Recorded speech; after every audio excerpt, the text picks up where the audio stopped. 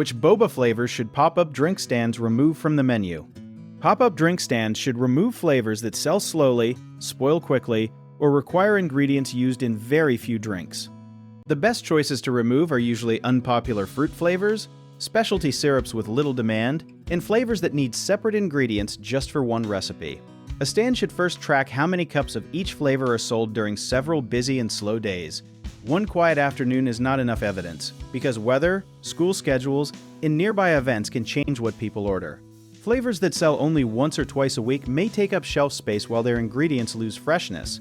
This matters because fresh fruit, milk, and open syrups can create waste even when the flavor itself seems exciting. A useful trick is to compare each flavor's sales with its total cost, including toppings, cups, storage, and preparation time. Some flavors look profitable but actually slow down the line because workers must make a special mixture for them. Before removing a flavor forever, offer it as a limited special and see whether customers ask for it after it disappears.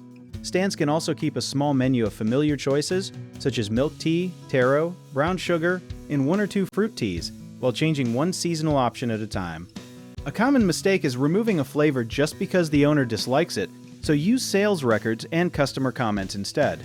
Another mistake is keeping too many similar flavors, such as several nearly identical berry teas, so combine the strongest seller with one rotating choice. Some owners also remove a flavor without checking allergies, dietary needs, or ingredient quality, so clearly explain what is in each drink and replace weak options with a dependable alternative. If you need help with a project, search for trusted, affordable local contractors at www.bighomeprojects.com. Another option is to download our app, Jobit Tier, where homeowners and property owners can list jobs and have home service experts or contractors reach out, message you back, and offer their estimates.